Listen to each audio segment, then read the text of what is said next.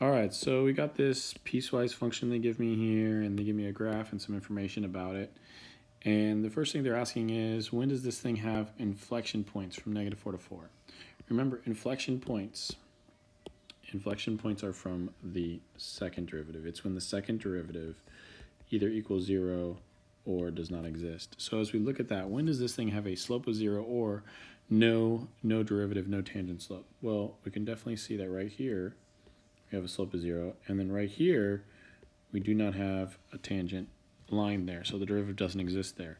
So if I was to make my little chart, I would say, okay, I got x values from -4, and then I have something happening at -2 where it hits 0, and then at 0 I have a derivative that doesn't exist, and then it ends at 4.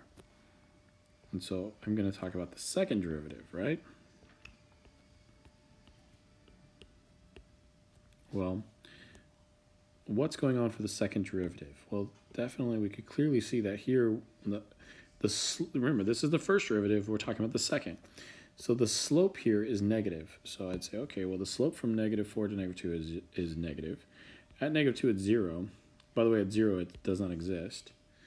Then that slope right here turns around and becomes positive now all of a sudden, right? So now it's a positive slope. And then for the rest of the function, it's a negative slope. So when do we have points of inflection? Remember, points of inflection is when it goes from positive to negative in the second derivative. So when it changes. And so we can clearly see that we have a point of inflection here because it went from negative to positive.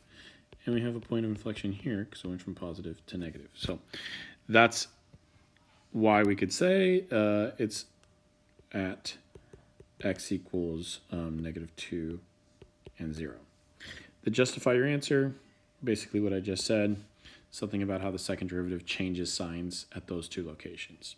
That's all that you would need to say. You can also just refer to the chart and say, look, the second derivative changes from negative, positive, positive, negative, boom. Okay, so let's talk about the next part, part B. Find f of -4 and f of 4. Now, this is going to be a little bit more work, so let's get into it here. The important thing to recognize is that they actually already gave us one value for f. It's f of 0 equals 5. So if I want to find, we'll do -4 first. Couldn't I kind of write this? Couldn't I say, hey, you know what? The integral from -4 to 0 of f prime of x dx has to equal f of 0 minus f of -4. Well, we already know that f of 0 is 5, so I could just say, you know what, that's 5. And that means if I was to solve for f of -4, it would look like this.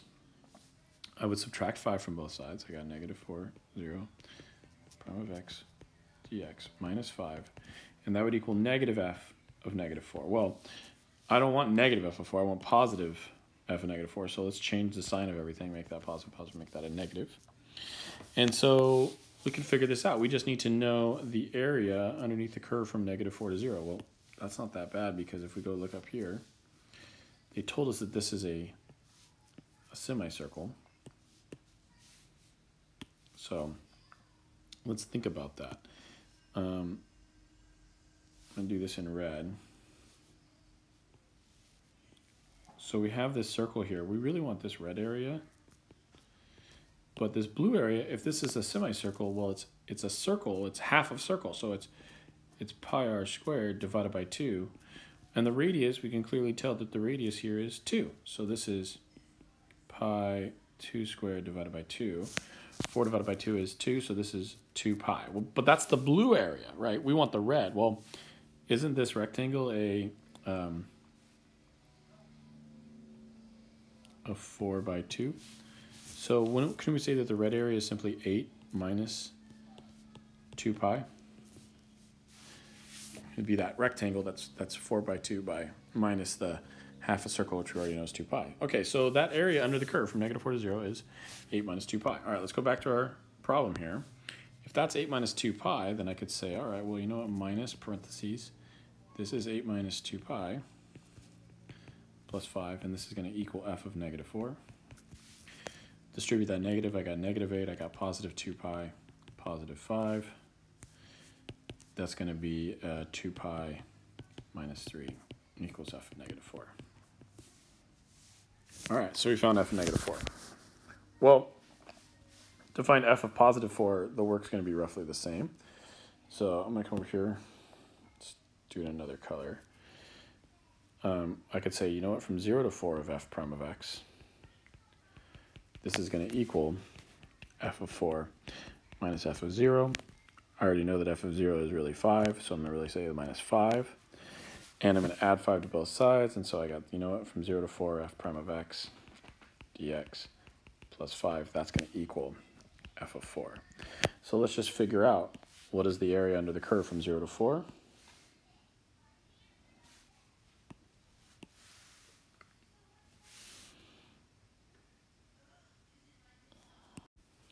Well, that's not quite as easy to just do geometrically, but they did give me the function up here. It's 5e negative x divided by 2 minus 3. So let's just plug that in then.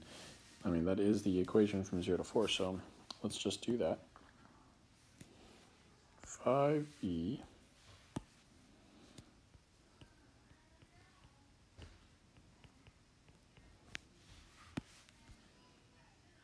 minus 3.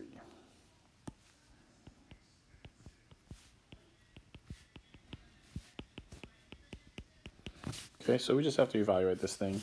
Probably going to use a little bit of u substitution and some calculus, some good old calculus, but we can do this. So let's go ahead and say that our u equals negative 1/2 x, which is essentially that.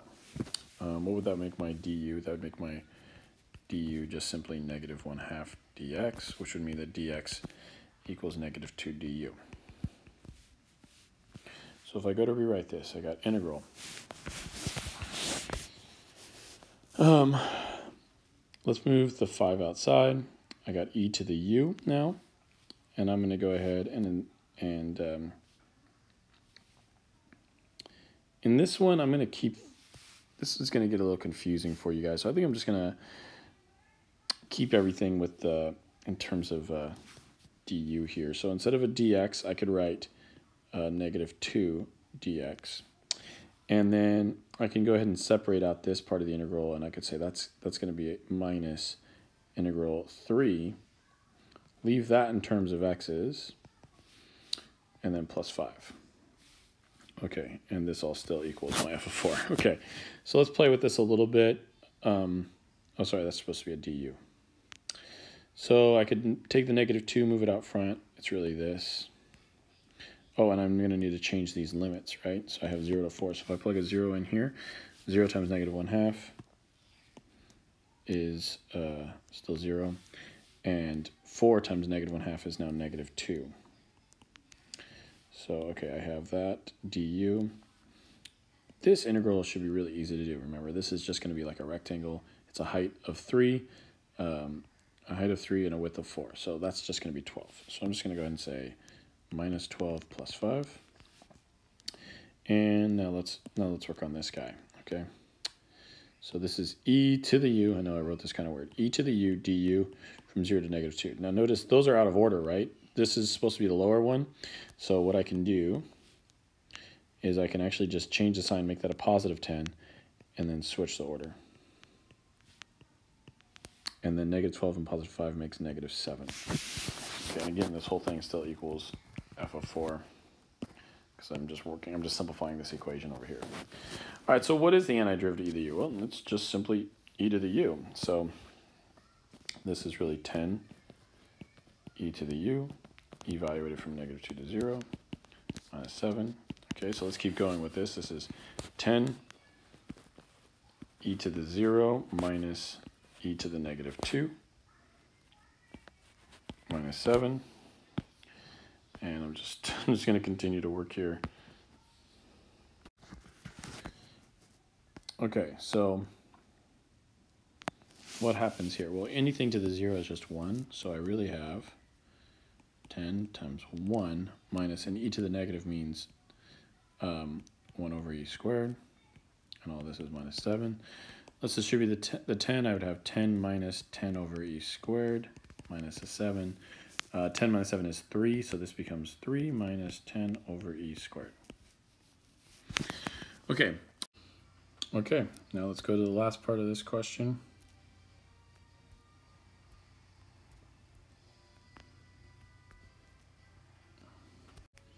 For negative 4 to 4, find the value at which f has an absolute minimum. Now it's important to recognize here they're asking about f, the original function. And remember, this whole thing is the derivative. They already gave me the derivative.